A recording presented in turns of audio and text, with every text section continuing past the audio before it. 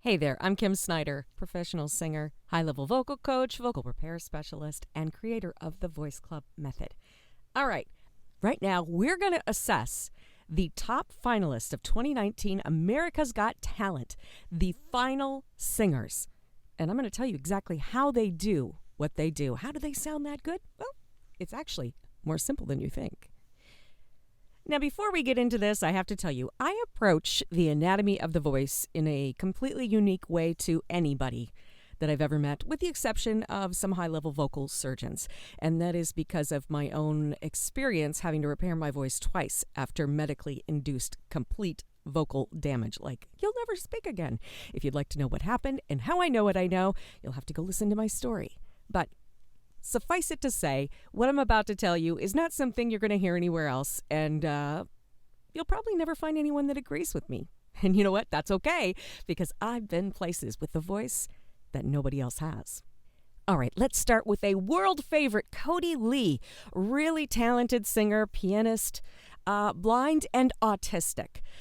It's like he can't sing a wrong note, right? Beautiful voice, absolutely beautiful, nice range, just really melodic tone, beautiful. How does he do it? Go back and watch some of our other videos about natural-born singers. My theory is that we are all born as absolutely incredible natural singers. With the exception of a birth defect, there is nothing anatomically in our way from singing like any natural-born singer that you admire. Nothing. And when it comes to blind singers, we actually get a peek inside of this. Now, what is the number one thing that knocks us all off this beautiful voice into what we struggle with and what we can't hit notes and we have pitch issues and all those millions and millions of things that we hate? It's because our anatomy is not working as it is meant to. And what causes that? Obstacles. What are the obstacles? Trying to copy other singers, so we manipulate the voice.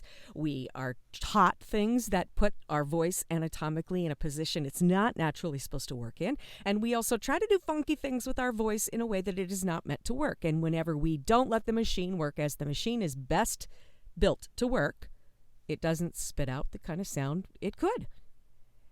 Blind singers are a prime example of this.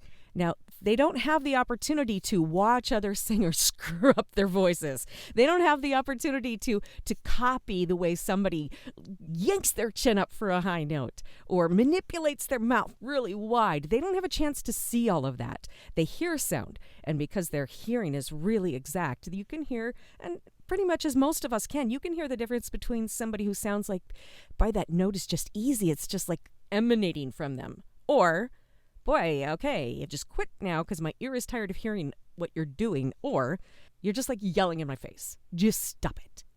Right? We can hear those differences, and they hear, and in the blind, the hearing sense is even more in tune. This keeps them, it puts a giant iron door between them and manipulating the voice. It is really, really hard to manipulate the voice without those examples. How can I prove this? Well, Cody Lee, right? Now think about this. Ray Charles, Stevie Wonder, Andre Bocelli, even the Blind Boys of Alabama. You can go back in history and look up blind singers. And whenever you listen to blind singers, they just have this really ease, this really natural ability to sing beautifully. Maybe they have an advantage we don't. All right, next on our America's Got Talent finale list of singers, Detroit Youth Choir. Man, I love watching these guys. What I love so much is that they're not just singing great, they're moving. Now, you find this a lot in black choirs, soul choirs. If we go back further, it's in gospel churches, which ended up finding its way into what is now rap music. When we have this soulful kind of music, the body wants to move, right? You know when you hear a song, it doesn't matter if it's that genre or not. You hear a song and your body just wants to move. This is a really good thing. It's actually a really natural thing. Now, let me tell you how the vocal machine comes into this. Our voice is not some mystic, mysterious thing that we have to do all these 500 steps of squeezing our butt and pulling a string to make work. Your voice is just a part of your anatomy. Like every other function in your body, it is dependent on muscle, vocal muscle. We talk about the vocal cords all the time, but the vocal cords are just these slimy little inanimate things that are attached to the muscle. The muscle makes them move. The vocal cords are a puppet and the hand inside of them is the vocal muscle. Vocal muscle is responsible for everything. Now, think about this. In anything else you do, if you move one muscle in your body, it makes it easier for other muscles to move in your body. You might start snapping. That moves your hand muscle, and then your arm starts moving, and then your hips go. It's contagious, right? That's the way the body's built to work. So when we have singers who will move around, systematically muscle is moving. And they're doing some really exacting choreography. That means muscle is punching, it's grabbing, it's gearing up. And the vocal muscle just follows along. It just does what all the other muscle does. It gets in on the muscle-moving party. And the result of that is what we hear in this group. Power. Power. Do you right now, in your circle of influence, do you know 100 people that sing really well? No. I mean, I worked as a professional and I can't count up to 100 people that sing really well. Yet, isn't it fascinating that we get these groups together, we get them moving, we get them focused on the story they're telling, and the voice just follows along. That is not by accident. First of all, when we focus on what we're singing, telling the story, we bypass all of those singing rules and we do what we're supposed to do, communicate with notes. It's the whole purpose for singing. The body movement is an expression of that story that we're telling. And when we activate those muscles to tell that story, the vocal muscle just gets in on the party. The result is singing well, singing notes we normally would struggle with, and singing with power. All right, let's take our last finalist for America's Got Talent. Now she's not singing soul. She's not doing pop. It's our lovely little opera singer, Iman Bisha. So how is it that she can sing classical opera that well, especially that young? Now, we've seen examples of this on TV shows before, of even younger girls singing incredible opera. The reason she does what she does well has to do with some very different things. Now, before I explain this one, it's important to understand something that I teach that nobody else does, unless they've copied it from us. There is a complete distinction between vocal technique and vocal styling. The reason I make a distinction in the Voice Club method is because anatomically, the voice has two different processes. One for making the machine run like the machine should run, that's technique, and styling, which is anything we add on top to create a certain sound, a popularized sound. Now, just manipulating for the sake of manipulating just causes bad stuff to happen to the anatomy. But we do manipulate the body in tiny ways to make any specific popularized sound. Country.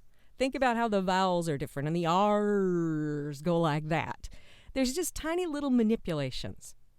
Now, understanding how she can do what she does is much easier when you understand that opera is a style.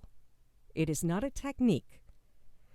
Singing like an opera singer is not required in order to have a vocal anatomy running at its peak, or we'd all sing like opera singers. It's a popularized sound from the 1800s that we don't normally make. We literally have to manipulate parts of the body and parts of the voice to be able to make those sounds. It's very important to understand. Now, the manipulation that happens in opera, most of the time, not all the time, unfortunately, most of the time these are harmless manipulations that have to do with the final sound more than they do with anything that would gunk up the machine, the technique. And you'll notice if you've had consistent classical instruction, or you know someone who's been an opera singer or sung really classically, you'll find that it's extremely hard for them to sing anything else that doesn't sound like that. We have this issue in the church with women sounding overly warbly or old-fashioned, just not current. It's because of our history to want to sound like an opera singer, to think that that is what makes us good as singers. Now that we've separated opera into a style and not a technique, I can share with you how this beautiful little opera singer does what she does.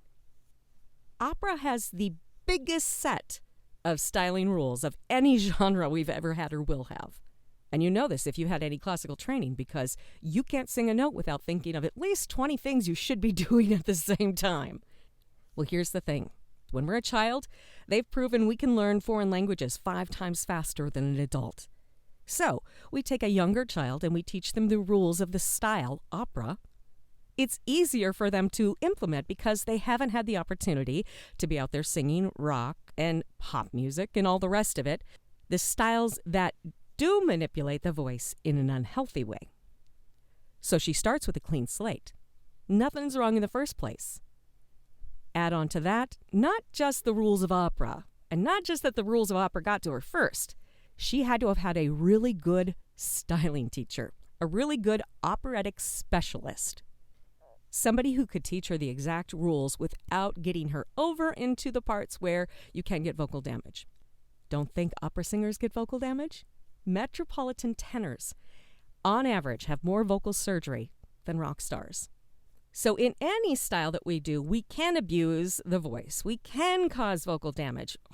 And we do it because we don't understand what keeps our voice healthy and what allows it to get damaged, which is why we're here, to make sure that you start to know these things that other people just, well, honestly haven't had the opportunity to learn in the depth that I've had to learn through my story.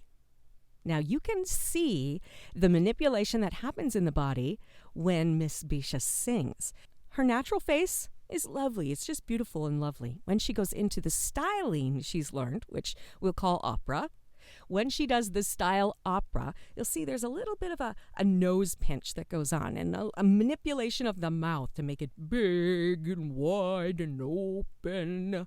These are things that we do to manipulate how much resonance we can get. Basically, it's just to make the hole in your head bigger so the sound can bounce around more before it comes out, because then it sounds a little different.